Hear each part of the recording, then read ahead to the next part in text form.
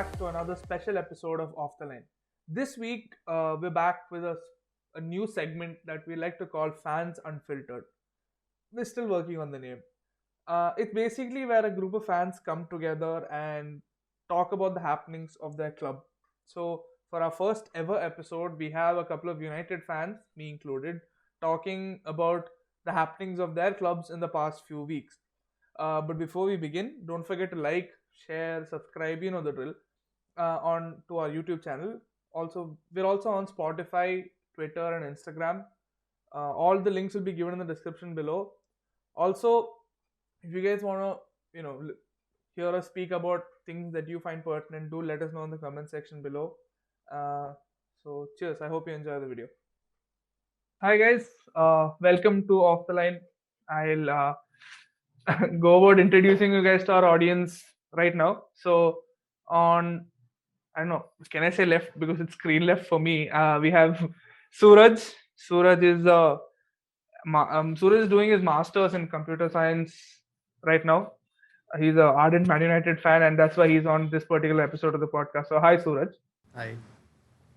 Right, and we have Chirag, who's a graduate in mechanical engineering, and he's also a Man United fan. So he's on this episode of our podcast. So hi, Chirag. Hey everyone, glad to be here. Yeah, and Dhruv is working, and he's actually a graduate in computer science as well. So Chirag, you have some company. He's also a Man United fan, as his shirt suggests. So, guys, welcome to the podcast. Nice to have you here. So, as the segment goes, this is going to be a small talk between the four of us regarding things happening in our club. I'm calling it our club because that's the kind of emotional attachment that we have, right? So now that we've had time to process it, I think we should start with Sunday's match. Let's start with Sunday's match. That was like a circus from our defense. We had fullbacks playing at centre back, which I think led to a lot of the goals. I think for Spurs' first goal, we had Maguire giving the ball 3 times in the space of 5 seconds. So I think defensively was the main problem on Sunday. That is true, but go ahead, Chirag. Yeah, so there just didn't seem to be any organization at the back. Like there was utter chaos. Like I think there was one of the goals where the video was released and De Gea's literally screaming to his defense, asking them to stay in position, but nobody was listening, and there wasn't communication between any of the back four with the keeper or amongst themselves. So I think there was utter chaos at the back. And I think 3 of the goals, Shaw was caught playing at a CDM rather than being in his position, which is left back. So I think that just speaks volumes about the sort of setup that we had defensively in that match. Dhruv, go ahead. I'll speak last. I like this order, but like I pretty much the two of you did cover most of it. Like most of the goals that did come out was from our defensive errors, but not to take any credit away from the actual plays that happened. Like that first goal, especially with Kane taking that free kick really quickly and Son being in position and having that presence of mind, that was honestly like brilliant from the both of them. And our defense, like especially if I'm not wrong, it was Maguire and Matic who were around Kane when the foul happened, and they just didn't see it coming.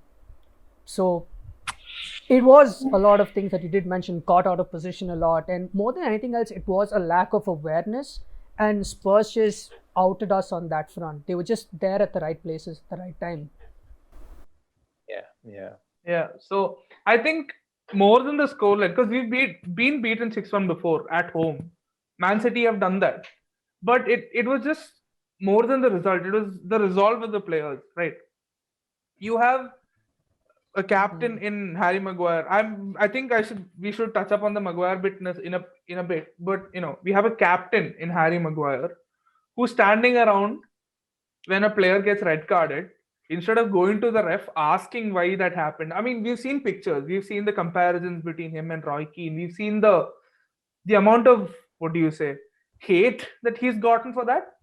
which is not fair. Let's be honest, because it has football is big. It has that it has the ability to make or break life. So he doesn't deserve the hate. But we're not playing at that level when you have these lapses of concentration, and considering the fact that we paid a world record fee for him, that's not good return on investment, right? And speaking of Luke Shaw, he's actually been having a good run of games till now. I mean, till the end of last season at least, because he played the best football I've seen him play towards after Christmas last season. Maybe that's because of Bruno coming in. Maybe that's because of other factors. But he's been playing good. But the performance against Tottenham was just shit. It was shit. I think we have guys go ahead, curse. It doesn't really matter because we lost 6-1. It was shit. Yeah, But I agree. yeah, so let's moving on to the more. What do you say? We've actually encapsulated what that made us feel like. It made us feel like shit. But moving on to that, what do you think of the transfer business that led to this result? Because Maguire was transfer business, very bad business, but transfer business. I kind of disagree with you because, look, I mean, this season he's been pretty awful, and maybe that has to do with what happened with him in summer. But I do believe that last season he's kind of the reason we came third and maybe not sixth or seventh. He's maybe not, we've not got return on investment like you said, but he shored up the back for sure. There have been matches where he has been there for us. Maybe not lived up to expectation or the money that we've paid, but I think it's unfair to say that he's been completely bad or yeah. In all fairness, like I do agree with that, because last season, if I'm not wrong, among the top six, we had conceded the least number of goals. Our particular backline was actually pretty solid. It's just that when one messed up, all five messed up in that sense. But that shouldn't Yes. be the case with the defense, right? Like I'm Yeah, I like, agree. Chirag, That go ahead. I mean, ideally, yeah. yeah, so like ideally, yes, like everyone should complement each other in a way, but that was just what happened. And in all honest, every time De Gea in the same game pulled out some world class saves and at the same time let the easiest goals go in as well. And ever since, I'm gonna say it, like ever since that Portugal game, he's not been the same. He's I do not know what Cristiano Ronaldo did to him, but ever since that game, because he had come out from a great Prem season, like he was our best player that season. And after that one World Cup game, it just went downhill for him.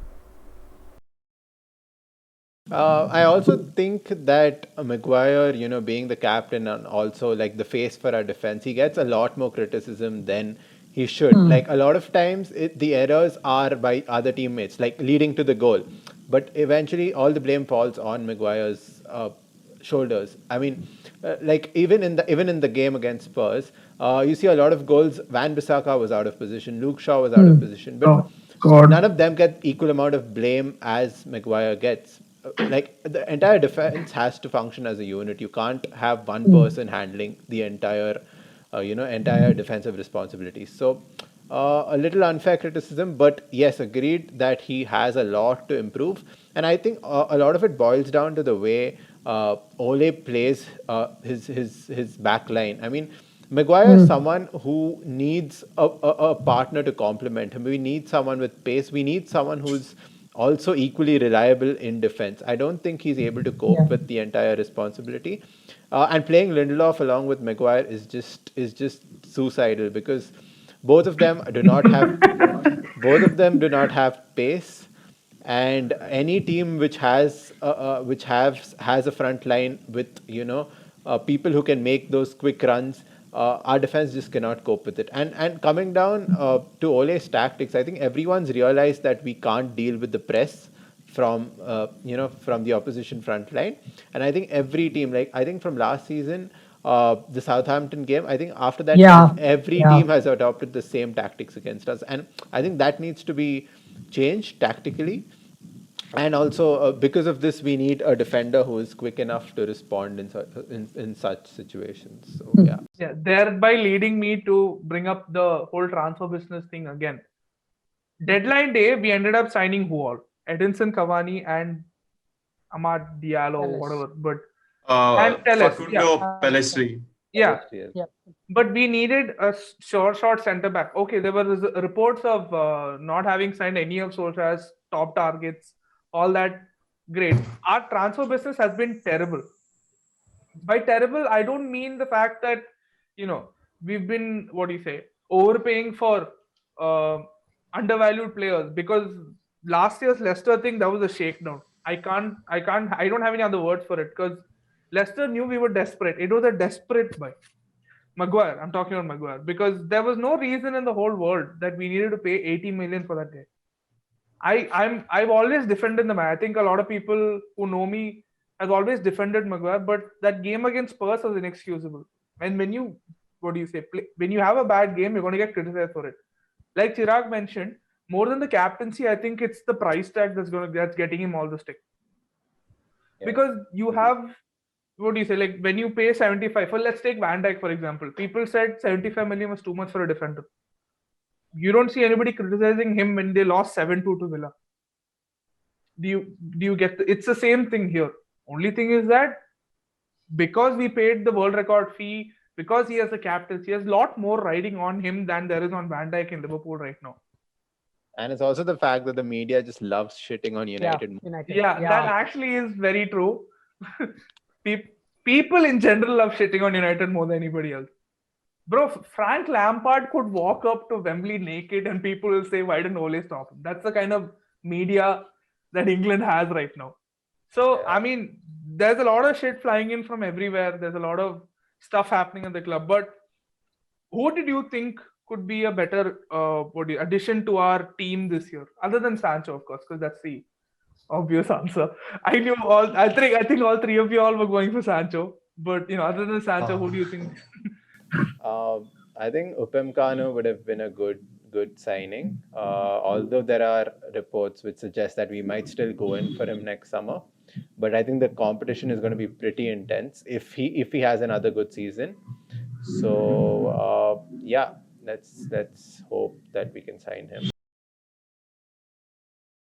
For me, I think so. I think Nemanja Matic is somebody who gets a lot of stick from United fans because he's not, creative and doesn't play sexy football. But if you look at how we play with him versus how we play without him, there's a big difference. And I think there's just no replacement for him. Like we tried Scott against Palace and it just didn't work. And I think you guys talked about how we're vulnerable to high press, and I think that's because we have Matic and Pogba playing deep, and for some reason or the other, they're really just slow. And Pogba, especially, he's really slow to get the ball out of his feet, and I think that's why we struggle with high press. So I would have loved to see at least one defensive mid coming in, maybe even two. I think Van de Beek, I love him. I think he's a really exciting player, but Yeah, I really don't understand why they're not playing him. I totally agree. Yeah, go on. I just wanted to say I agree with yeah, you. but I think Van de Beek is a good signing because it does help take pressure off Bruno. I think last season even though he delivered every game, you're expecting him to deliver every game and score every penalty that he gets. So I think that was a good signing, but ultimately it's the same case as it was with Mourinho. We had a good season. I think Ole came third last season. We're not going to beat City and Liverpool. And we were supposed to push on. But again, manager's not back. So I think it's just a clear indication that the club is fine with top four. They have no ambition for getting first place. And I think unless the ownership and upper management change, we're not going to see any change. That's very true. Yeah. Dhruv.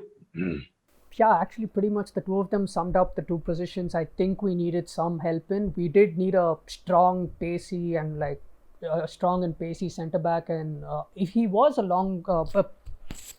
transfer target for us a pretty long time, if I'm not wrong as well. Especially after his Atletico game in the Champions League, where he pretty much pocketed Diego Costa. I was pretty sure United were a shoe-in to buy him, and I heard a lot of rumors regarding that. But yes, anyways, hopefully the next window. And yeah, we do need another CDM. And in all honesty, I think Thiago might have been a nice addition to this team, just in terms of distribution and beating that press. He would have fit in really well with the Pogba and a Bruno Fernandes sort of partnership. That would have been a beautiful midfield to watch. And the reason I do say that again is basically how Bayern positioned their entire midfield. there wasn't a sole strong CDM there just like disrupt play. It was Goretzka, it was Thiago, and then there was Muller who was playing a cam. And that just functioned very well, and you can sort of like correlate that to United's midfield that we do have right now. And yeah, I really think Thiago was a lost opportunity for us, even though he was 30 plus. But yes. He's 29. Oh, my bad. Yeah. He's Yeah. free. Yeah, that was. Yeah, it's just an unbelievable transfer that didn't go through. But I think sticking to somebody from the same team, now that Dhruv mentioned Thiago, I think maybe this is a transfer that could still happen if we manage to get his fee somehow. I think David Alaba could be a really good addition to our defense. He's fast. He can switch to left back if Telles gets injured or Luke Shaw, whatever. And he's just really, really good at defending, which is what we need right now. We don't need a attacking fullback because we just bought one. We have Alex Telles, who's extremely attacking, but we think we could use some, reinforcement in defense, and I think Alaba would provide just that. He would be amazing for our defense. I want to bring up, can he, like, again, the one issue I might have with Alaba is basically his physicality. Because when Werner first came to the Prem, he outright said it, that I have never faced defenders this big back in Germany. And Werner was the second highest scorer, I think, in the Bundesliga last season. And he's, okay, again, not to take a dig at Chelsea fans, but he hasn't scored a goal yet. Yeah. I think the Chelsea fans will have something to say about that when we have their session later. I'm expecting a lot from Avinash. It's not just Chelsea fans, it's people in their fantasy teams who have him who can think. Yes. Agree. Yeah. What the hell is up with that guy? So I'm telling you, he's supposed to score any day now. I think next game week he's scoring. Who are they playing? I really don't know. Okay, but furthering the point. So on that point, that's why I think Alaba might lose out. This month. It's just the United way at this point. Like a player who's dying and almost like out of it, just get him in and he'll score. God. So, but that way I think Alaba might struggle. And we do generally like United defenders, at least in the past, that have been successful. If you take a Vidic or you take a Ferdinand or you take a Stam, these guys are like big and they like getting into tackles. Like they like putting their body on the line. And yeah, that is something we don't see in our defense right now. That what do you say? That raw, physicality. To be fair, again, I liked Eric Bailly a lot. Exactly. I was coming to the Bailly thing. Eric Bailly was honestly a very, very good defender for us. The dude is brave. He's extremely brave, sometimes stupidly so. And he just lunges into tackles. That's kind of what gets him injured half the time. If he manages to again. That's just rumors. Apparently, people are saying he's fine, thigh injury, this and all that. But my point is, he's extremely, extremely brave when it comes to tackles and lunging into it. Even the last Spurs game, even though he made a mistake, I kind of saw him. I kind of expected him to lunge into that tackle with Ndombele instead of Maguire just going for it. But it doesn't matter. But my point is, Eric Bailly kind of has that resolve. And he's pacey. He's very quick. Yeah. Didn't make it back in time for that second goal though. The free kick. Yeah. So but then again, let's move beyond the Spurs game to the Brighton game which we won. One being, being the emphasized word there. EFL Cup game or the No. Yeah, I was going to ask which one. No, the first Brighton game, the Premier League Brighton game. Yeah, the penalty after full time. That game. I think there we had Wan-Bissaka kind of playing centre back, and that was. I swear to God. A lot of just space is empty over there in that left wing. Solly Mark, who scored the equalizer, bro. When I was watching it on the TV, I kept screaming for some god to listen to me and tell Wan-Bissaka, there's free space. There's some guy behind you, and he ended up scoring the equalizer. Where we should not, first of all, to be very honest, we should not have won that game. That game was not for us to win. Yeah. I think they could have scored 4-5 easily. Like so many shots hitting the post and the crossbar and the game. Yeah. I felt bad for Trossard. He's a good player, but you're supposed to hit it into the net. But they could have scored more because of the chances that they created. right? Yeah. And that kind of falls back to the defense and the midfield again, because Matic and Pogba especially hasn't been up to standard in the first three games. Maybe that's because of the coronavirus. Maybe it's because he couldn't have the he couldn't meet the physical needs required for the first three games. We could attribute it to that, or just the fact that he's just lazy. Because this is I think his fifth year. The 2016 I think it's his fifth year, right? Hmm. Mourinho bought him in his first season. So considering this is his fifth season, how many times have you seen the guy change games in the past four? It's actually a question. Go ahead. Tell me if you guys know of any game that you can pinpoint and tell me. Okay, I know one. The City game. The The City 3-2 game, at the yeah. Etihad. Oh Yeah. yeah, Yeah, that the City game was, I was was. Yeah. gonna, him and Sanchez pairing up was Yeah. just Do you see watched it. how Yeah. many games you can pick out? That's one in 4 years. Yeah. Yeah, I think with him it's when the rest of the team is doing well, he contributes and plays well. But if the rest of the team is not doing too well, he's not someone who can lift them to that higher level. So I think that's one problem with Pogba.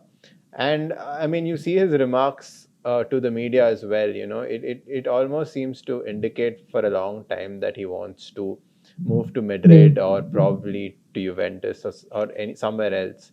So I just don't know if he has his heart set playing for United. I mean, it's a bit of a seesaw because you see him say something else, and then again he says no, he wants to try and build his place at United. But I mean, I don't know. It hasn't shown on the pitch of late. I don't know if it can be attributed to the fact that he's not been played in position. Probably he likes playing a little forward, probably as a cam somewhere where Bruno plays. And I think right now Ole is playing him as in the double pivot alongside I think Matic or Fred. So I don't know if that's the issue, but I mean I don't know. It's just not something you expect from our best player right now. Like we expect him to be a lot involved and a lot better in the games for us. So yeah. Building on that, I think what you said about him not playing well when the rest of the team doesn't play well, I think that's there for the entire team. Like, we lack that, I don't know if it's leadership or experience, but when things are bad, to keep a level head and continue playing. When we are 2-1 down, 3-1 down, I think if the players had some experience under their belt or knew how to win games, like 10 years ago when I'm pretty sure all of us started watching and started supporting United, we had Rooney, we had Ferdinand and Vidic and Evra. Yeah. And these guys, if they know how to win games, they know how to win championships. And I think, okay, we might have lost the game, but there was no reason to lose it 6-1 or 5-1. If you have Even if we were a man down. exactly, and I think we have a very young squad which is good in creativity and longevity, but I think so. That's where that leads me to the point that Edinson Cavani signing could be really valuable because I think he has a lot of experience. Like I think he has second most number of Champions League goals for PSG. I think he scored 30. I don't know where I saw that record, but I think he's be really important for like Greenwood and Martial and Rashford to learn from. On Yeah. like building up that, like one thing United has missed recently ever since I think Zlatan left, we have not had a clinical finisher. We haven't had that guy who can just take a shot and it will, like, 7 out of 10 Yep. times, 8 out of 10 times it will probably go in. And yeah, so that is something we lacked, and I think as much as it is against United's policy, like if you look at the other signings except for maybe Telles and Cavani, all our signings have been pretty much youngsters. They've been under the 23 bracket, if I'm not wrong. I think Van de Beek is Yes. at 22.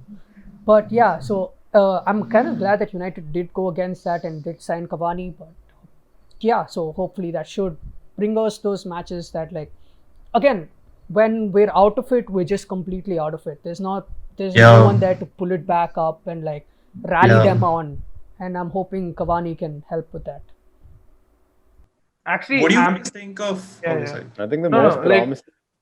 going with the two of you guys, what you guys just mentioned about the lack of a coming back from behind mentality plus that lack of a classic number nine. We saw the inklings of that last season towards the end, where if you remember the Bournemouth game at home where we went one down, and we just wrecked them 5-2. I think it was the Yeah, yeah. yeah, because see, when you go behind on that on in your home ground against a team like Bournemouth, you go down. I mean, basically, you become dull and you become lifeless. That's what we expected out of the United team. But no, they showed some character and pulled themselves back. And how? Because Greenwood just wrecked that particular defense with his left foot, right foot, whatever. But you see that spark, and it's there, and you can see that if you fan it a little bit, maybe it'll grow bigger and become a fire. But it just didn't happen during this transfer window. And Martial becoming a proper number nine,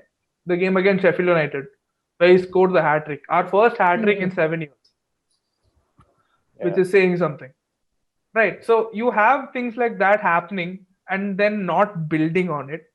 That kind of puts a damper on what we just saw in the past season, right? Yeah. So on that mentality front, coming into this season, I don't think we really started off with the best mentality that we could have, with the entire Maguire and Greece scandal that went about, and Mason Greenwood and the media scandal.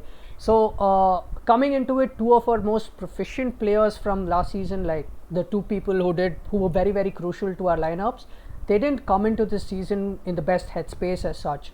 And at a time like that, and also to add on to that, before that, we lost two semi-finals on the trot, which were really, really crucial games for us. And a trophy at the end of that season would have definitely boosted morale to a great extent. And then after all this, signing like Sancho would have honestly been a huge, huge boost to team morale, especially. And even when that fell down the drain, I mean, like, it's not like we didn't do bad business. We could have just done a lot more, but a player like Sancho coming in and like really fitting into the squad would have been a huge boost for us as well. That's right, yeah. Yeah. Yep. I think building on that, I think basically it's like we had such a strong end to the season in the Premier League, and even people outside of United from other clubs who think, okay, these guys are coming back strong, and everyone expected that, okay, we're going to bring some people in and we're going to push on and we're going to maybe get back to where we were, but that didn't happen. And I think the same thing happened with Mourinho. I think after his United career, he said, my biggest achievement in Manchester First coming in second, well, yeah. is coming second in the Premier League, and not many people understood him then, but now I think people are starting to see the significance of that.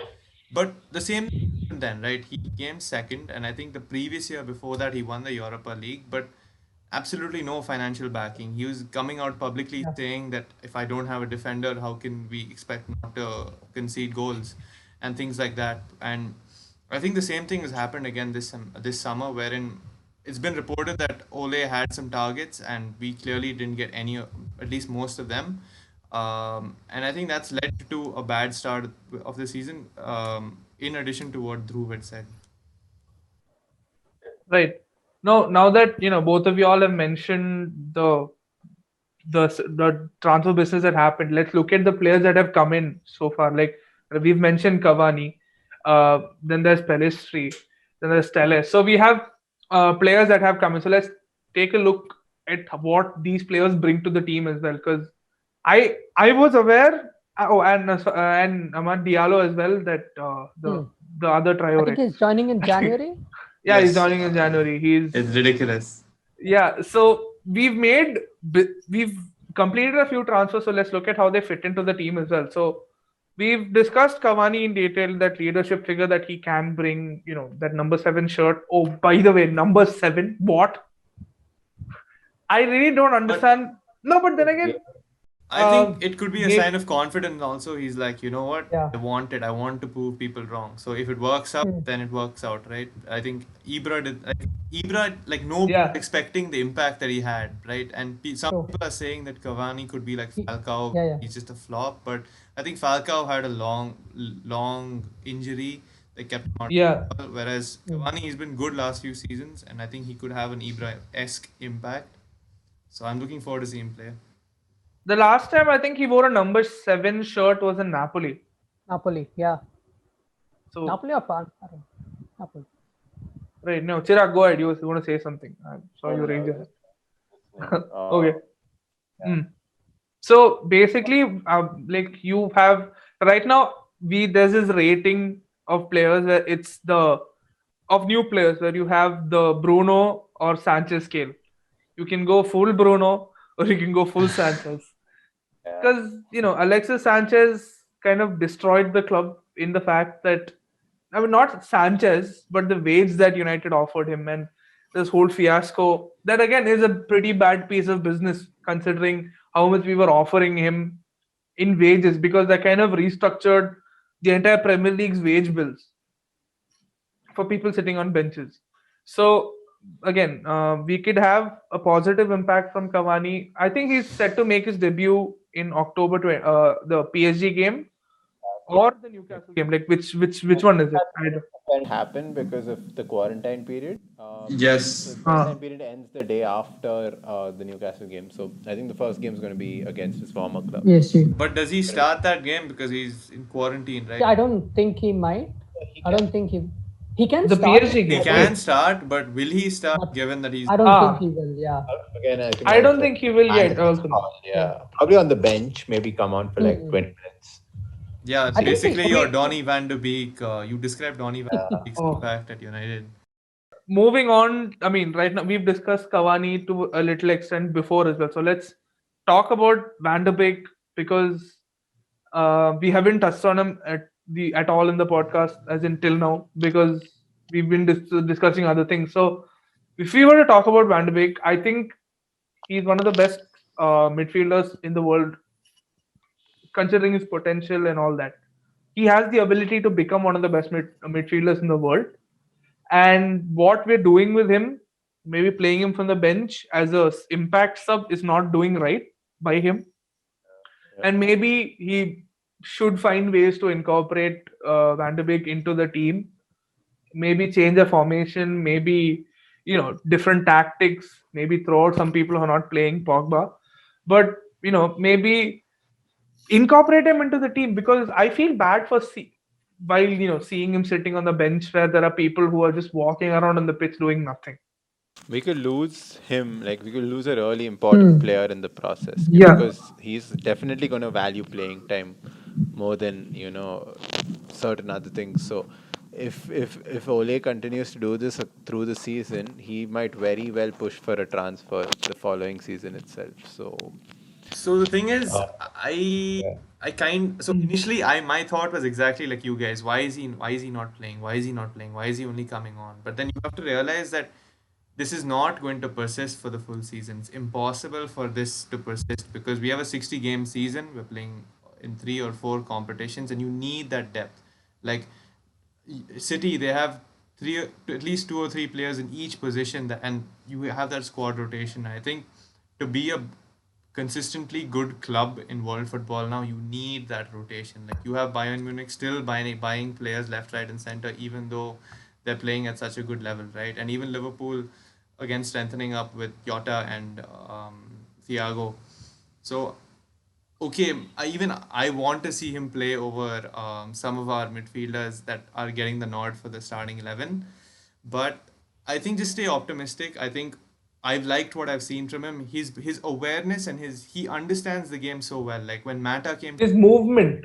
yep, he would find spaces, and he's such an intelligent player, and he has that touch and that flick in him to open up some space Hmm. for other players, and I think that's really exciting. Especially that EFL Cup goal for setting up Mata.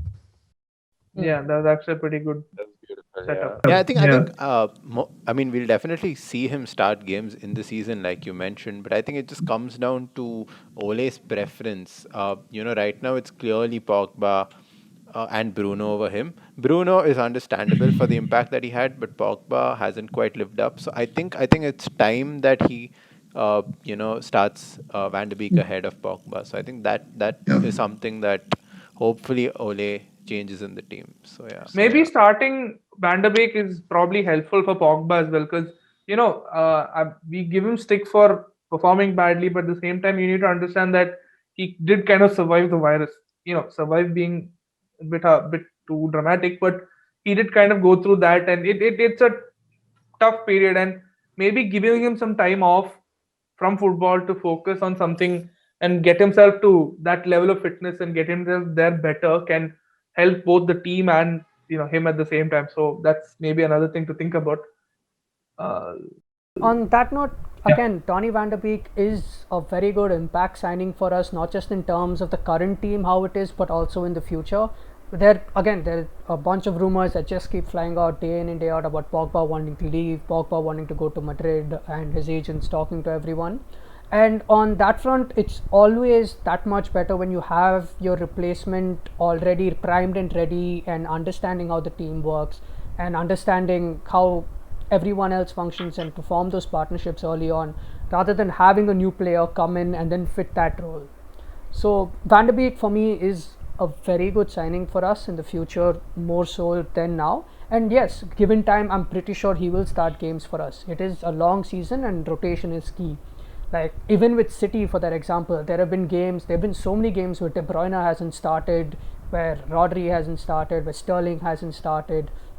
A lot of their marquee and a lot of their important players haven't started games, and Guardiola has given chances to Foden, to Zinchenko, and even to their new striker now. The name doesn't come to me right away. Delph, He's if I'm not wrong. he's Rory Delap's son. oh yeah, Oh yeah, the yeah, yeah. Delap kid. Yeah. I Delap. know that last name. Yeah, Delap, yeah. So, Yeah, Delap. yeah, Yeah. again, all these players are getting chances, and everybody in the squad does seem to be happy in the sense that with their game time, they understand that they're competing at like the topmost level, and they understand the importance of squad rotation. And yeah, the one thing you did mention was formation. We could try it out with a different formation since we have an abundance of midfielders. So that might be something. Cool. Cool. So Yep. yeah, Suraj, you want to talk about that? Oh? Yeah, go ahead. Yep. Yeah, Suraj, finish. I think so. I think till last season we were kind of limited in terms of how we played because of just the lack of players we had that were starting 11 quality.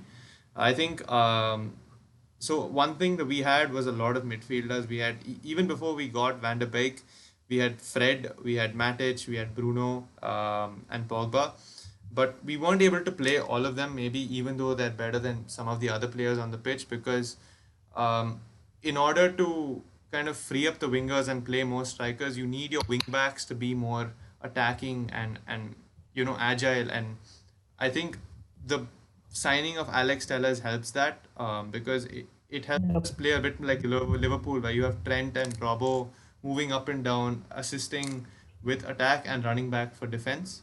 So I think maybe that signing can help us switch things up and maybe even get Van der Beek and Pogba playing together. Who knows?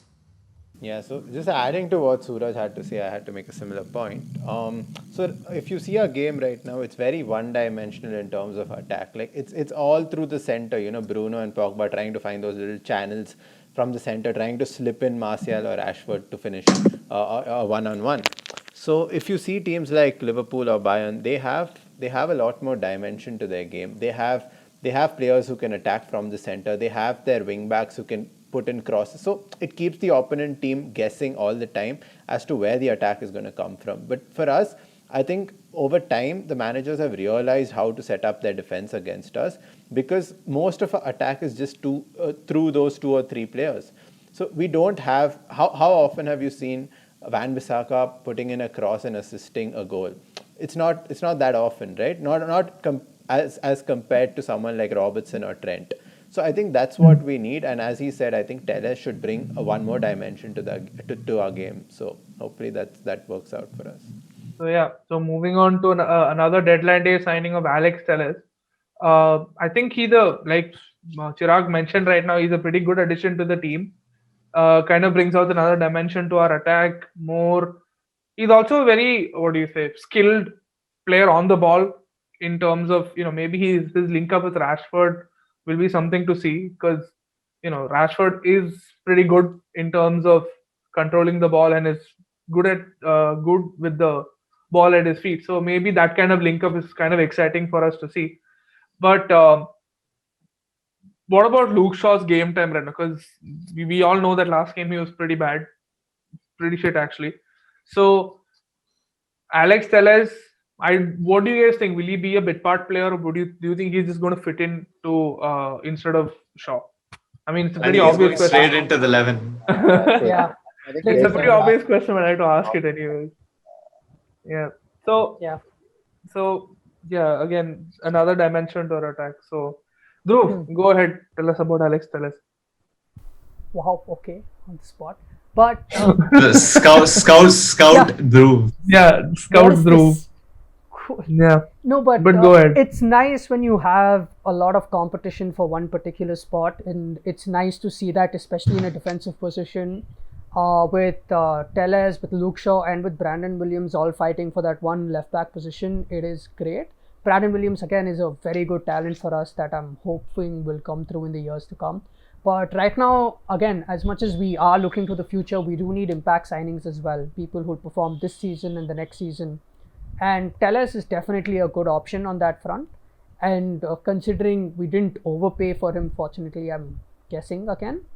But yes, I feel like the dimensionality which Chirag did mention, Yeah, we did. Yeah. where Tellus just adds that other a part for our attack as well. And I'm also pretty sure the one thing which Tellus also brings is his ability to track back a lot better than Luke Shaw. The one thing is when Luke Shaw joins the attack, he stays with the attack and just jogs back pretty much and walks back also at times. But I think I'm hoping Tellus brings that much more of an intensity to the game where he runs back and gets back into position to take care of his defensive duties as well. Right. Mm. I think one signing which uh, which is not discussed as much is Ahmad Traore. Oh yeah. Yes. Like, okay, he might not have immediate impact. Okay, he's joining in Jan, but I've seen a couple of videos of that kid, and he looks amazing. He could be a world class talent in 2 years. Yeah, So this is I the think, guy Papa Gomez mentioned. He was similar to Messi. So, yeah, he looks oh, very hope good. he So is. down the line, he could be a world class signing for us. So yeah, hopefully he comes through really well. Yeah. Another And I think signing that we've made is. Oh, sorry. So let's go ahead. Go ahead. like Dhruv said, it's good to have players fighting for positions, and he gives competition to Mason now. Yeah, actually, Da, da, we've when been da, being a bit too harsh on Dan James, just to be Yeah, very fair, because I think so we've been too. playing him out of position. Plus, where does he play? What's his natural he's a position? left winger. He's a left Okay, winger. He's not a okay, right winger. okay. But But then again, you need to play on both wings. It's kind I of I feel when Dan James has played this season, we look like we have 10 men on the field. If I'm being honest, like in the yeah. I mean, game, Uh, he didn't have any touch on the ball in the first half. I feel like didn't know he played. Harsh term, but yeah, the phrase "headless chicken" comes to mind, where all he does is gets the ball and runs.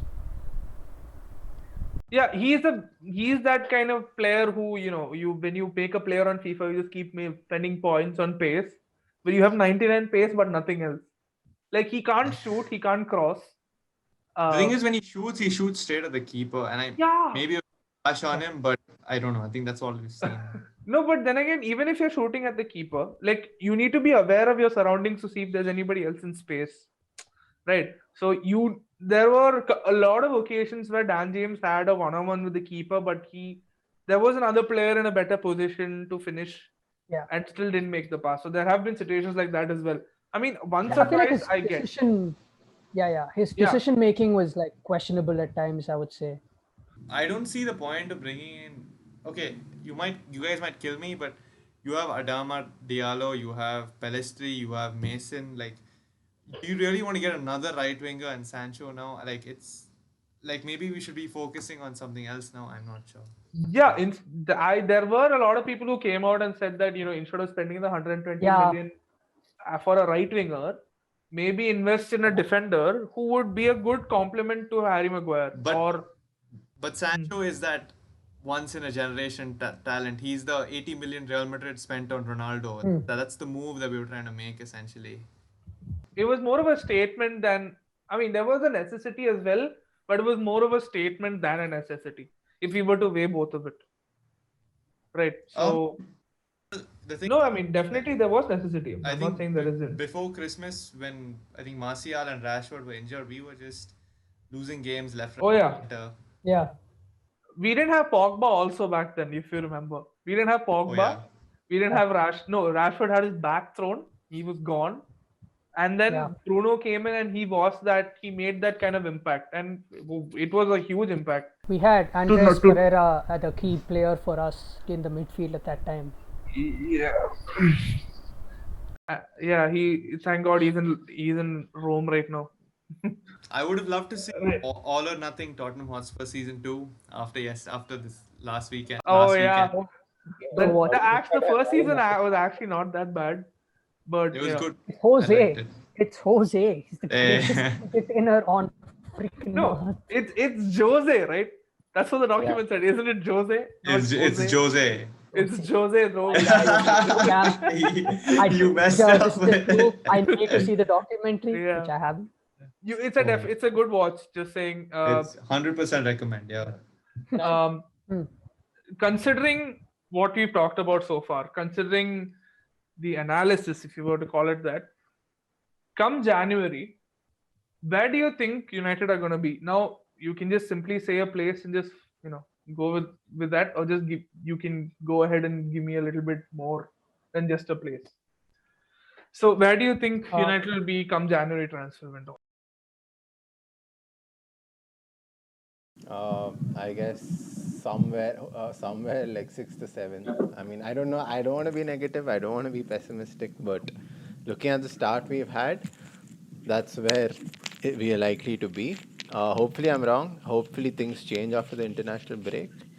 And if we do manage to turn things around, hopefully we are in the top 4 once again. But then simply for the fact that, I mean, a lot more teams are playing really good football, like Everton, for instance. They are playing amazing football. So there's just a lot more competition for top 4 right now. So Right, Chirag. So, I think you continue with that line of thought. Finish. Where do you think United will finish this season? Like, just finish that thought off, and then we'll move on to Dhruv and Suraj. finish the season, you said, right? Yeah. Or Where do you think United will finish the season? 6th. 6th. Okay. Cool. Dark days. Okay. Dhruv or Suraj, one of y'all. Where do you think United will finish the season? Cool. Suraj, go ahead. I'll go last. Okay. So, I know we've got some good signings and we have a bit of depth now, but I think one thing that's still a little questionable is our Ole's tactics. In the Brighton Premier League game, we saw Van de Beek coming on the 89th minute, and like, what is the man supposed to do, right? And even with sort of just rotating the squad, you don't really see that. I think Ferguson managed that really well. He knew when to play a player into form and when he needs some time off, which I think Ole doesn't have the hang of yet, or maybe he's doesn't have the squad depth to do that.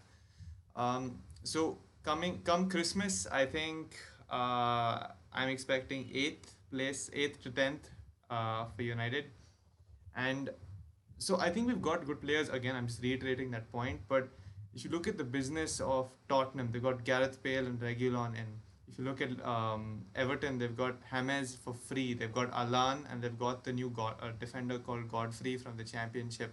So all these teams have just moved like so forward, but we've moved maybe taken one step forward, right? So I'm expecting at the end of the season maybe 7th, because you have Wolves, Tottenham, and Everton looking really good. So 7th place for Manchester United. Darker days. Right. Dhruv, go ahead. Okay, so come Christmas, I'm guessing we're gonna be around the 6th to 8th again, or like hopefully fighting for a top 4 position, but not really there. But in like keeping everything in mind and whatever that we in the kind of football we have played and the way Oli has approached these games, somewhere around 6 to 8, like yeah, that seems to be it. And I think we're gonna carry that out throughout the season, and we're gonna finish around there. Right. So I think one factor that you guys haven't maybe touched upon is the quality of games we'll be playing this season, because hoping we make it out of the group in the Champions League, we'll be playing against strong teams where we can't really rest players. Right. So because last season we had Europa where we could play, maybe Brandon Williams in defense and get away with it. But this season we're playing the Champions League. Imagine doing that against Bayern Munich. Bro, if Barca got beaten 8 with Messi in their team, what do you think will happen to us? So, keeping in mind things like that, come Christmas, I have a very bad feeling we're going to be in the bottom half, maybe 11th or 12th. But somehow we'll claw back into a probably 6th, maybe 7th. Isn't that so optimistic though? Because you have the top four, whatever that is, and then Yeah. you Yeah, have Everton, Tottenham, I you have actually think Wolves.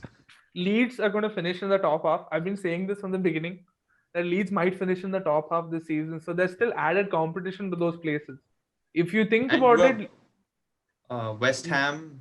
Like, look how good they're playing, right? And but this Aston Villa out of nowhere. How have no, they but not lost?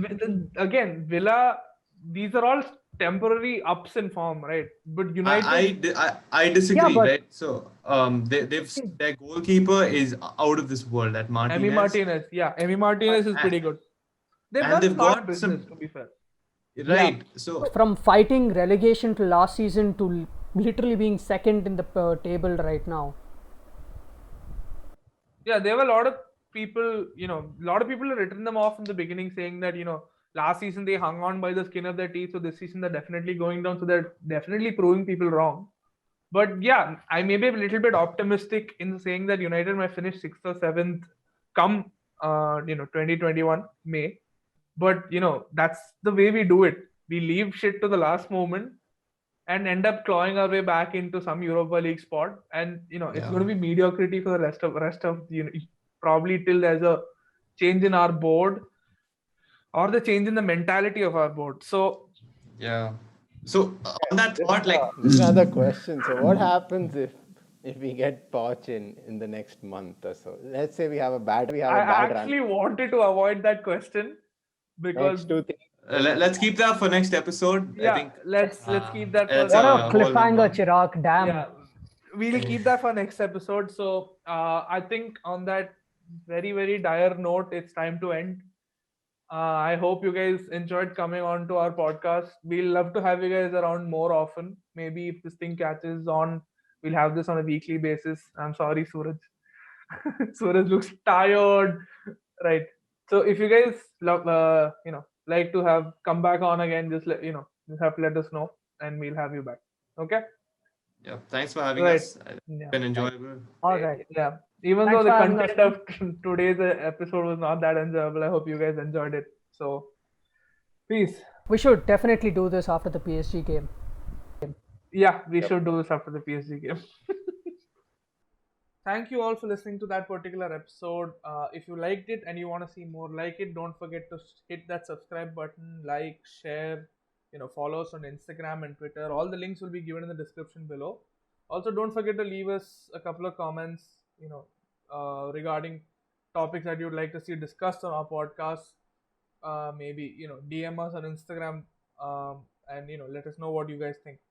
So cheers, and I hope you guys enjoyed the episode. Thanks for listening.